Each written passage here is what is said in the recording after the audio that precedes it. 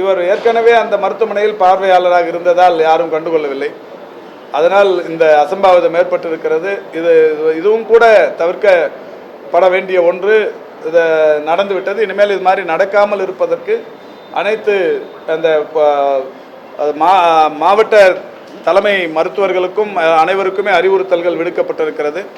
நானும் கூட இங்கு இன்னும் ஒரு மணி நேரம் இங்கிருந்து விட்டு 36 மருத்துவக் கல்லூரி மருத்துவமனைகளையும் ஆய்வு செய்து இதற்கு பிறகு டிபிஹெச்சில் அந்த மாவட்ட அளவிலான டிடிஸ் என்று சொல்லக்கூடிய அலுவலர்களுடன் ஒரு கூட்டம் நடைபெற்று கொண்டிருக்கிறது. அந்த கூட்டத்தில் பங்கேற்று அவர்களுடனும் பேசவிருக்கிறேன்.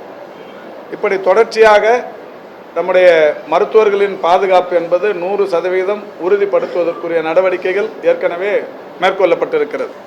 நேற்றைக்கு அந்த கூட்டத்தில் மருத்துவர்களின் கோரிக்கைகளில் ஒன்றாக கூட இந்த மெட்டல் டிடெக்டர், இந்த பேக் ஸ்கேனர் போன்ற கருவிகள் இருந்தால் நன்றாக இருக்கும் என்று சொல்லப்பட்டது.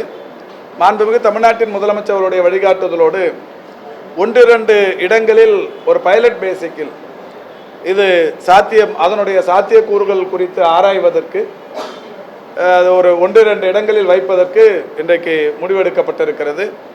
எந்த மருத்துவமனையில் எப்பொழுது நிறுவப்படும் என்பது மிக விரைவில் அறிவிக்கப்படும். அது என்னன்னா, ஒவ்வொரு மருத்துவமனையிலும் வருகிற அந்த நோயாளர்களின் எண்ணிக்கை அபரிதமாக வளர்ந்து கொண்டிருக்கிறது. அரசு மருத்துவ சேவையை பொதுமக்கள் அதிகம் நாடத் தொடங்கி இருக்கிறார்கள். நான் நேற்றைக்கு கூட சொன்னேன், ராஜீவ்காந்தி அரசு மருத்துவமனையில் 2021 மேவுக்கு முன்னால் 6000 பேர் 6500 பேர் வந்தது. இன்றைக்கு 12000த்திற்கும் மேற்பட்டவர்கள் தினந்தோறும் வருகிறார். நேற்றைக்கு முன்தினம் நான் கோவைக்கு சென்றிருந்தேன். அங்கே கேட்டபோது 2021 மேவுக்கு முன்னால் 3000 பேர் வந்து கொண்டிருந்தவர்கள் இன்றைக்கு 4500 பேர் வருகிறார். இப்படித்தான் மதுரையிலும் திருச்சியிலும் எல்லா இடங்களிலும். எனவே இவ்வளவு பெரிய கூட்டம் காலை 9 மணிக்கு தொடங்கி 1 மணிக்குள்ளாக அந்த ஓபி முடிக்க வேண்டும். இவ்வளவு பேரையும் ஒரு ஸ்கேனர், ஒரு மெட்டல் டிடெக்டர் பெரிய அளவில் அதாவது எப்படி அந்த சாத்தியக்கூறுகள் குறித்து ஆராய வேண்டும். இது எங்கேயாவது 1-2 இடங்களில் முதலில் வைத்து அது பரீட்சார்த்த ரீதியாக அதில் கிடைக்கிற நன்மைகளை ஒட்டி மற்ற இடங்களுக்கு விரிவுபடுத்துவதற்குரிய நடவடிக்கைகள் மேற்கொள்ளப்படும். நீங்கள்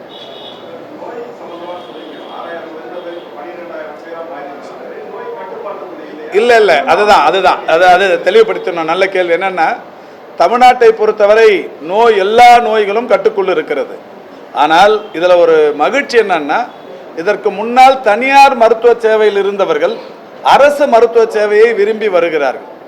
இப்போ அரசு மருத்துவமனைகளுக்கு இந்த எண்ணிக்கை கூடியிருப்பதற்கு காரணம் அரசு மருத்துவமனைகளின் மேல் நம்பிக்கை கூடியிருக்கிறது.